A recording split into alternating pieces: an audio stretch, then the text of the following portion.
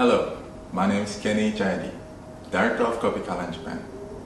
We are the first international branch of Kopikalyan, a cafe that is headquartered in Jakarta and is included in the Kalyan Group. We started our business in Japan in early 2021 and will be 2 years old by the end of this year.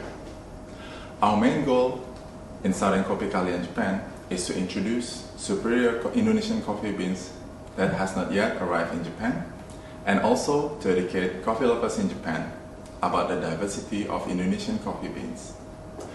At Kopikalyan, Japan, we focus on three things, namely cafe operations, e-commerce, and roastery.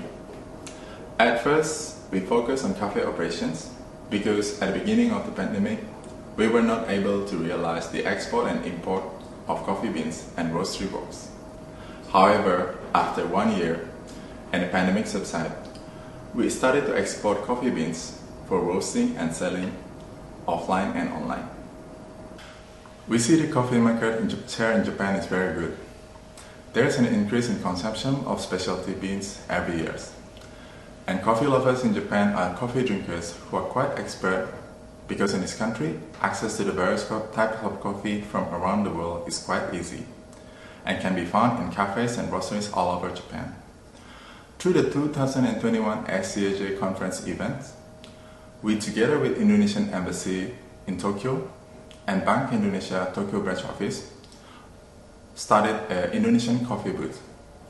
In that occasion, we spoke with thousands of visitors, including consumers, roasteries, baristas, importers, and trading companies. From there, we compiled the data and saw the opportunity for Indonesian coffee to develop was very large and had the potential to compete with coffee from Brazil, Colombia, and other coffee countries. Some of our obstacles in Japan coffee market is that Indonesian coffee is often considered to be poor quality and they only have Robusta. Then only a few types of coffee are known, namely Mandailing, Toraja, and Aceh. There are already several coffees that have become known, but due to lack of supply, there are not many coffee shops and roasteries that have Indonesian coffee beans from the other region. In addition, Indonesian coffee beans are also sometimes avoided because of the limited availability and unstable production. There we saw a business opportunity and tried to establish a more sustainable coffee beans distribution system by establishing roastery and trading house in Japan. Some important points when trading in Japan are 1.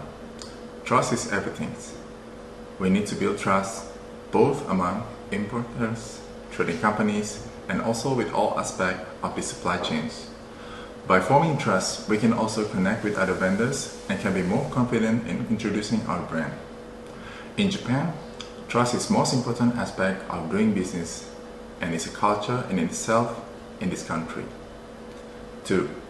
Studying the market in Japan is also an important task, where what you are looking for is not only good coffee, but also seeing the culture of Japanese people drinking coffee. When we want to sell specialty Arabica coffee, which is usually roasted with light roast, it's only and 80 to 90% of people in Japan still like dark roast Robusta coffee. But hereby, using our facilities, namely cafes and roastery, we can produce roasted beans, drip pack, coffee drinks, and also roasting service that differentiate the end result of these coffee beans so that all target market can be covered. Number 3. The last one is shipping and customs in Japan. Actually, the access and import system in Japan is simply and easy. But sometimes there are problems with language, handling letters that require other documents and stamps, as well as completeness of documents from the Indonesian side. There is also custom lab check to ensure that these coffee beans are not contaminated. And there are many cases where coffee beans must be destroyed or returned to Indonesia because there are indications of the use of chemicals, for example isopropyl, and things like this can be spread to coffee exporters and the others, as well as the entire coffee industry in Indonesia. So we also hope to keep the export of Indonesian beans sustainable so that all participating people can maintain the trust of Japanese market. Well, that's all from me. I hope this video is useful for you, and if you have a question, please ask us directly or check our information in Wiki Export. Thank you. Bye.